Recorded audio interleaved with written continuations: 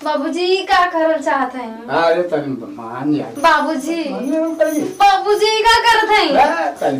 बाबूजी छोड़े ना आंटी बाबूजी। हमारी बात मान ले भी ता हम कहते हैं कि पूरा प्रॉपर्टी तो कर दे ले। बाबूजी का कर दी कर तुम की प्रॉपर्टी दे। बाबूजी छोड़ी ना। अरे मान जो बाबूजी का बाबूजी छोड़ी ना ई का करत हैं? बाबूजी छोड़ी ना ई का करत हैं? मान जो बाबूजी बाबूजी अब उनसे कह दे बाबूजी। का कर देबी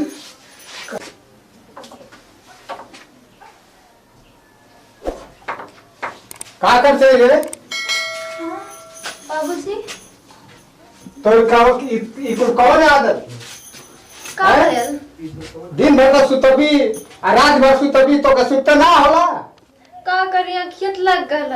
अखिया लग गल है 10 बजे खाए के देबू 12 बजे देबू हवा दे कैसे हो गई है। अरे 9 बजे टाइम से तो मिल जाला ना खाए के। 9 बजे मिल जाला 9 बजे तो के टाइम ना लगेला। अरे कौन को दे दे प्रॉपर्टी लिख दे ना। अरे बाबूजी ये सब पकड़ देते तो हम कहाँ रह। जा मन करता है यार। नहीं बाबूजी ऐसा मत करिया। हां ऐसा मत करिया वैसा मत करिया कैसा करिया हमारे तन को ध्यान दे लीता है। और आपका ध्यान ना देला आपकी कपड़ा धोइला आपकी खाना देला टाइम से आपकी सेवा इतना करेला फिर भी कभी 12 बजे बनेबी कभी 10 बजे बनेबी कभी 9 बजे दे देबी ई कोनो एक टाइम तो रहला। तारे जब कामे पे तू रहेला तो का करी कामे किलो ठंडा खाना हो जाए तो खइबो ना करबा फिर से बनमे बात ऐसे बढ़िया हम जब टाइम से तू आवे तो हम बना देला। पर पटिया कोनो के दे देबो ना तो तू हम भूखा मर जा। बाबूजी अगर ये सब दे दे तो हम कहाँ रह। जा मन करता रहिया का बाबूजी ऐसा का बोलत हई? बोलत है हमारे तन को ध्यान दे लीता है। अरे आपके ध्यान ना देला का आपके कपड़ा धोइला आपके खातिर टाइम से खाना देला। अच्छा ये बता खाली कपड़ा धो ले तो होगा। अरे बाबूजी आपके खाना पीना सब कुछ टाइम से देबे करेला आपके खिया सेवा दे करेला। दू कवर खिया देलू कपड़ा धो देलू बस हमारा काम चल गया। तब हमारा ऊपर मन ना है।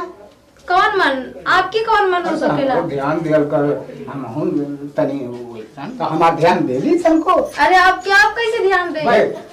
तब हमारा ध्यान ना देली अब तो के हम एक बात बताएं। अरे औती कहां लजा दे जब हमार कुल लेवे देवे के बैठ तो के हम एक बात बताएं। हमरो ध्यान कब हम देवली आपके ध्यान दे इतना कम ध्यान देला। अरे नहीं हमारो मन रखल कर के बुढ़ाओ का कौनो मन है कौनो पसंद है कौनो तो कौन मन है जल्दी से बताएं ना बाबूजी। ता हमार ध्यान देवल कर। अरे बाबूजी जैसे कहे हम वैसे आपके ध्यान दे। हम तो के सब कुछ दे देबो हम वही तक तो के कहत रही है कि आई कर भाव कर। अच्छा ये थोड़ा हम कहते नहीं। अब आपके ध्यान ना देते के कर दे आप ही बताई। तो हमार हाँ तो तो ठीक है हमार बात मन में ने। अरे बाबूजी आपकी बात हम माने खातिर तैयार हैं। कहले के मतलब कि हम खाली दाल भात खिया देबी तो हमार काम चल जाई। तो का करी मीट मछली लेके आई बात अब न बनाई। मीट मछली की बात ना कहनी है हम कहते हैं कि जब वो चल जाला घरवा से तो हम रही जाते तनी हम के देखभाल करता। देखभाल ना करीला बाबूजी आपके का देखभाल करेली लम्बे लम्बे रहेली लम्बे लम्बे बोलेली हमार मन लगल ना तो के देखिला तो हम कहिला कि तनी हमारो लगवा बैठ तू बाबूजी का करल चाहत हैं? अरे तनी मान यार बाबूजी बाबूजी का करत हैं? बाबूजी छोड़े ना आंटी बाबूजी। हमारी बात मान ले भी ना ता हम कहते हैं कि पूरा प्रॉपर्टी तो कर दे ले। बाबूजी का कर दी कर तुम की प्रॉपर्टी दे।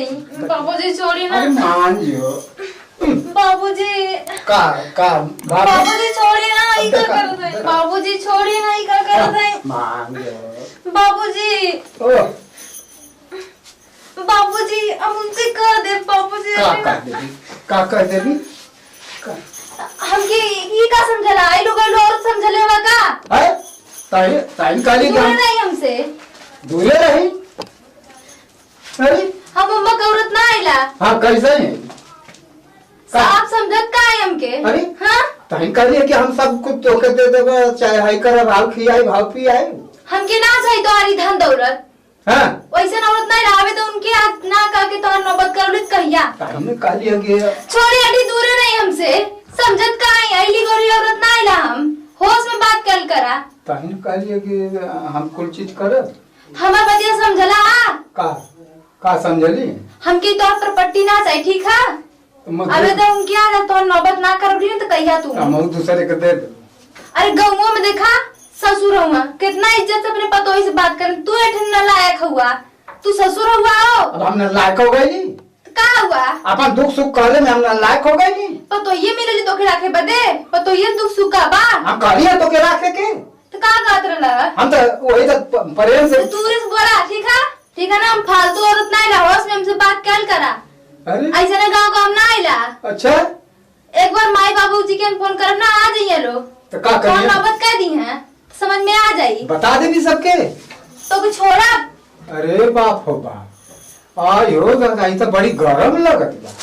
हाँ बतावा ये तरह तो बोल गई, हम का करी? अब हमके तो अब लड़का से कह दे तो उतर बड़ा फजीहत करी, अब बहुत फजीहत करी। अब कैसे एक भुलवा